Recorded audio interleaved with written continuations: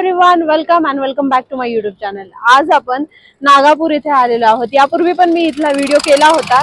तर आज आहे श्रावण सोमवार तिसरा श्रावण सोमवार आहे। तर आपण ठरवल्याप्रमाणे आपल्या सिरीज प्रमाणे प्रत्येक महादेवाच्या मंदिरात जाणार आपण वेगवेगळ्या। तर तसं होतं।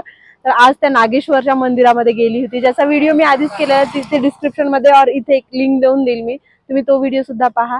आज जत्रेचं स्वरूप आलेलं आहे या ठिकाणी, तुम्हाला दाखवते मी। चला, श्रावण महिन्याला किती महत्त्व आहे आपण नेहमीच पाहतो। आज श्रावण महिन्यातला तिसरा सोमवार आहे, त्यासाठी मी आली आहे नागापूर येथील, जे की मनमाड तालुक्यामध्ये आहे, नाशिक जिल्ह्यात।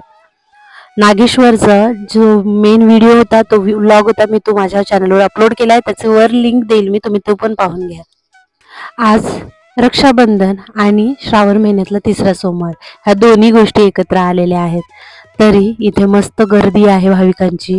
बेल, पान, खेळणी अशा विविध गोष्टी इथे विकण्यासाठी आहेत। मंदिराचा परिसर पण छान गजबजून आहे। म्हणा तशी आज गर्दी नाहीये, जसं की इथले भाविक भक्त सांगतात, गावकरी सांगतात की दर सोमवारी खूप गर्दी असते।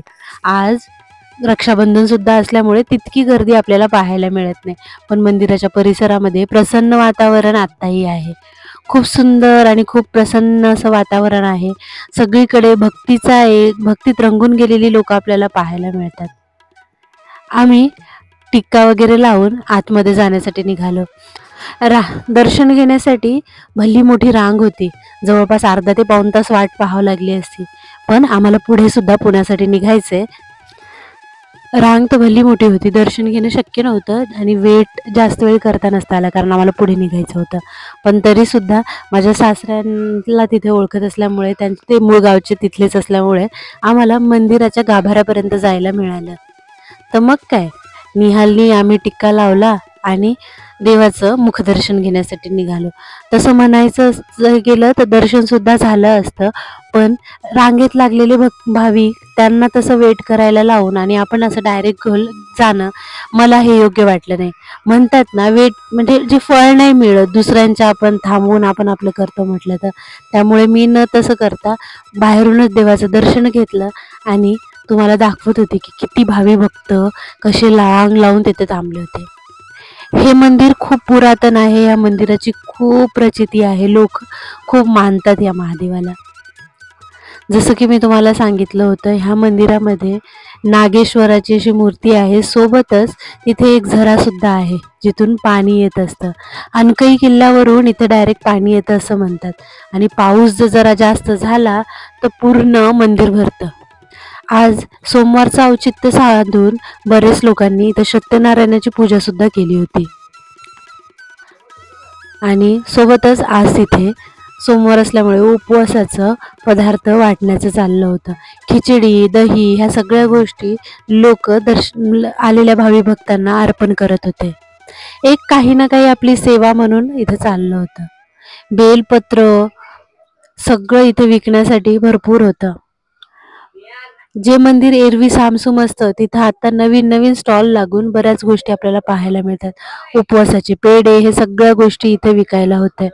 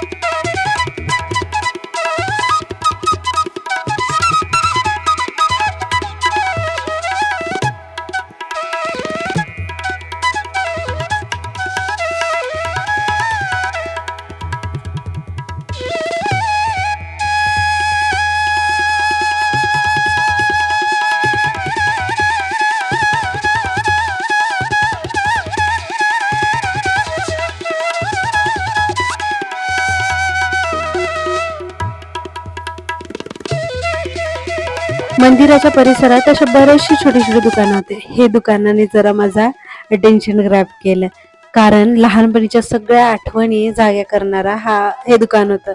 छोट्या छोट्या लिमलेटच्या गोळ्या, त्या चुनचुनवाल्या गोळ्या, चॉकलेट, चिंचोके, चेरी अशा वेगवेगळ्या गोष्टी इथे विकायला होत्या.